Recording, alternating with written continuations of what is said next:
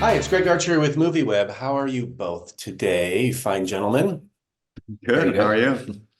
I'm really good. Thank you. Thank you for your time.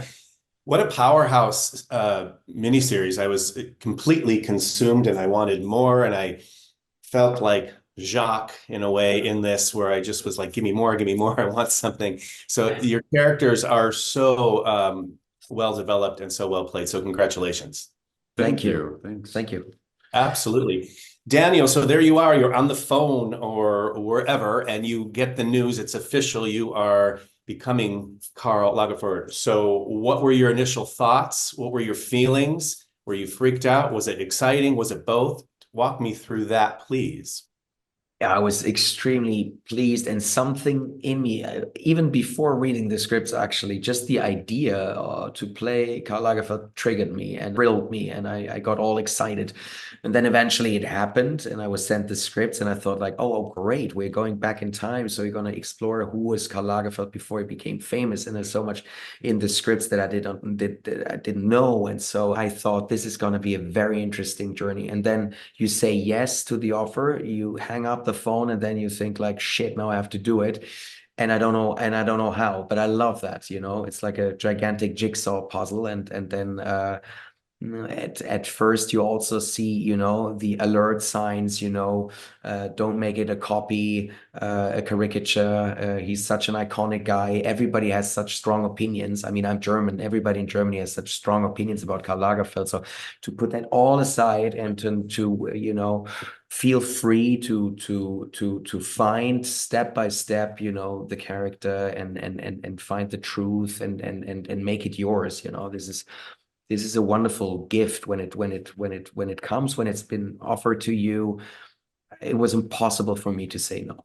You're really wonderful in it. Congrats, really, truly. Appreciate it. Theodore, I'm wondering if you or both of you can walk me through some of the maybe the brainstorming sessions that both of you had going into this to create this extremely unique and different, intimate gay relationship that's very different than some of the things that we've seen. Brainstorming. I mean, I don't think we did a table read a few months before we started shooting, but it really was just to kind of hear it out and get to meet each other.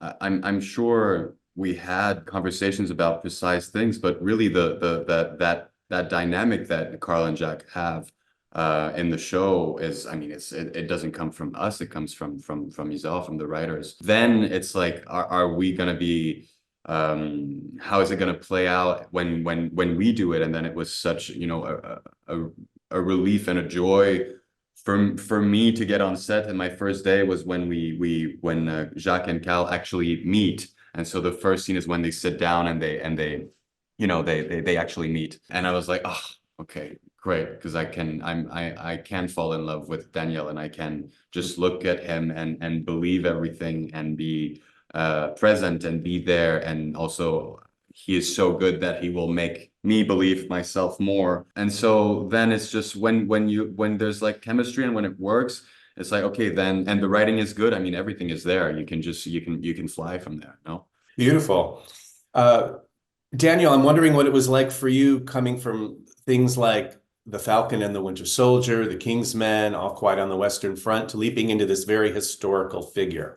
Yeah, I mean, the more diverse it is, the more differences there are in genres, in projects, in worlds that you explore, the better. It keeps me fresh and hungry and alive and happy, to always, try and do something that you haven't done before. So and this was a real present to me. I mean, this is and I can say that there are a couple of moments in the show that are among the best that I've ever done. It's also thanks to this gentleman, because I'd never done, told a story that is such an intense love story between two men. And it was great that I was allowed to dance with this man and to do this with him, because we found some beautiful moments of truth there. Yeah, this is something that when I was reading about Carl, also did not know how much of a romantic man he was. So in this first installment, it was important for me to show a more transparent, insecure, vulnerable, romantic soul, you know. So and to do this, yeah, I've never done it that way before. So yeah, and then I went from the Lagerfeld shoot. It was fun because I continued in London to do a satire, a comedy with HBO called The Franchise. And now that I watched the pilot of it, I saw myself with the Lagerfeld hair because we couldn't cut it. So now when we continued shooting the scene, there's a scene where they cut my hair, which feels a bit forced, but but it was so fun because it was such a flashback. I was watching the comedy and I was thinking, why is my hair looking so funny? Then I thought, of course, because we were shooting Karl Lagerfeld. Right. Yeah. And the franchise comes, it skewers, all the Marvel, superhero movies and whatnot. And that must have been fun. I mean, because you're kind of coming full circle from some of the things that you've done. What do you think people will be most surprised about for that? For the franchise? It's a very timely thing. I strongly believe in this show because it hasn't been done that way before. So it's especially for people in the industry who know a little bit about it, I mean, I cracked up when I read these scripts, because I've been there, I've been in the universe, and it's a lot of fun. And even the people from that universe will find that very funny, I'm sure. And also, I mean, Sam Mendes, Armando Iannucci, and John Brown, from these three together, to me as a German, being invited to comedy on that level was a dream. But also, generally speaking, people, they know about superhero movies and they love them, and so I guess they will also enjoy, that kind of perspective on it and get the comedy tone. Beautiful. Thank you for that. Theodore, your character is so full of joie de vivre when we first meet him. And it's interesting to track his story arc over 6 episodes. And you've also been in other LGBT themed productions and films and TV and whatnot.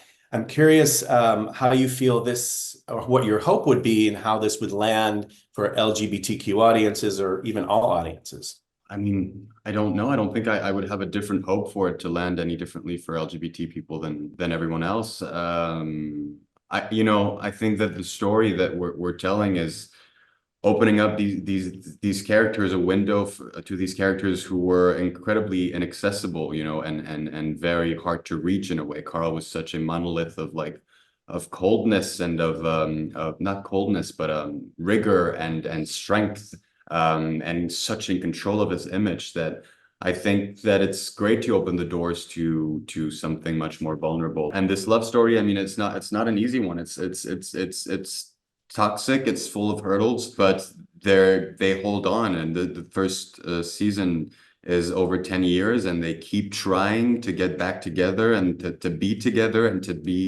to find their way of intimacy somehow and tearing up again. And I think that's hard to watch, but there is something beautiful there, even if it's not always healthy, how they are to each other. There is something in trying constantly because there is love. So yeah, I think that this is what I'd hope for people to enjoy from the show. Beautiful. Thank you for that. One last question for you both. Theodore, what would you say is the best thing about working with Daniel? Daniel, what would you say is the best thing about working with Theodore? The best thing, I mean, there's I don't want to sound cliche, but there's a lot. His presence is just one of the most fascinating I've ever experienced. Being in the face of an actor for months, it's just constant presence and an incredible capacity to listen and to be there and to be in the moment. So that, I mean, is the greatest quality I think in an actor. Yeah, what can How I can you add? top that? What can I add? No, that and Théodore is such an incredibly clever and gifted man. He's so well prepared, and I love that because you see how much work went into it. But then you don't feel it. I mean, He doesn't show it, you know, but you know what's behind it. So I once had a glimpse at his script, and then I could tell, oh, well, he's a real teacher's pet, you know, it's filled with thousands of notes and you know, so but then he was so loose and accessible and generous, you know, so to lose these restraints, I mean, both of us, I guess, enjoyed that, you know, because we had to go on an emotional level, we had to go all in, you know, so otherwise it wouldn't have worked, you know. And when you then reach that climax of being in love, reaching a point in which I once then called my wife and said, honey, I'm sorry, but I'm in love with this man for a couple of months. You have to accept that. And she said, oh, this actor is wonderful. I love him too. That's fine. But that's the beauty of our job sometimes, when you have these moments. When they ask me what is so great about your work, then it's these moments, these very moments when a scene becomes alive with a guy that you actually don't know that well, but then you do it and you think you've been together your whole life, and the moment the vibe is filled with truth, the whole crew realizes that, the director sees it, and then you go home and think like, fucking hell, how great is that? You know, it then becomes reality, you know? Right. Yeah, it's magic, and you both are very magical on screen. So thank you again for your time, and congratulations on this. It's quite stunning. Thanks Thank so you. much. Thank you.